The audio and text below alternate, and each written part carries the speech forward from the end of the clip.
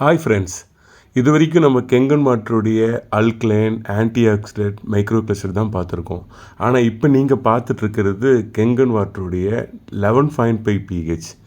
இது வந்து பார்த்திங்கன்னா நம்ம வாழ்க்கையில் அன்றாடம் பயன்படுத்தக்கூடிய ஃப்ரூட்ஸு, வெஜிடபிள்ஸு, நட்ஸு, அப்புறம் வந்து பார்த்திங்கன்னா காய்கறி எல்லாத்துலேயுமே இருக்கக்கூடிய இந்த பூச்சிக்கொல்லி மருந்து, அதாவது பெஸ்டிசைட்ஸ் அண்டு இன்செக்டைட்ஸ் எந்த அளவுக்கு வந்து அது ஊடுருவணுமோ ஆயில் பேஸ்டில் அவங்க எவ்வளோ மழை வந்தாலும் எவ்வளோ வெயில் அடித்தாலும் அது ரிமூவ் ஆகாத அளவுக்கு போட்டிருக்காங்க. பாருங்களேன், இது கழுவுறது பாருங்கள் எப்படி டிச்சு தண்ணி விட கேவலமாக இருக்குது. நம்ம குழந்தைகளுக்கு நட்ஸ் எதுக்கு வாங்கி கொடுக்குறோன்னா ஆரோக்கியத்துக்கு வாங்கி கொடுக்குறோம். ஆனால் அதோடு சேர்ந்து 2வது முறை கழுவுறாங்க. 2வது முறை கழுவும் பொழுது கூட எவ்வளோ உங்களுக்கு அந்த பெஸ்டிசைட்ஸ் வருதுன்னு பாருங்கள், இந்த கெமிக்கல்ஸ் வருதுன்னு பாருங்கள்.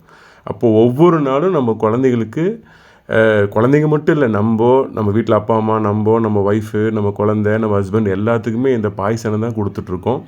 அதனால தான் உங்களுக்கு வந்து கேன்சர் வர்றதுக்கு மெயின் ரீசனே இது தான். இன்றைக்கி பெண்களுக்கு, சின்ன சின்ன குழந்தைங்களுக்குலாம் ஏன் வருது? ஏற்கனவே ஃபுட்டு சரியில்லை.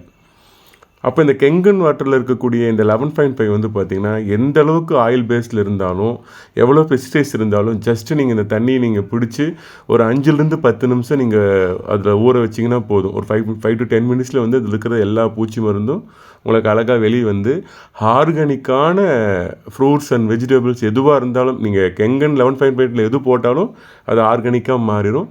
உங்கள் ஃபேமிலியை இதிலேருந்து கண்டிப்பாக நம்ம காப்பாற்றிக்க முடியும் ஃப்ரெண்ட்ஸ். தயவு செஞ்சு நீங்கள் இந்த 11.5 யூஸ் பண்ணுங்கள் கெங்கன் வாட்டர். தேங்க்யூ.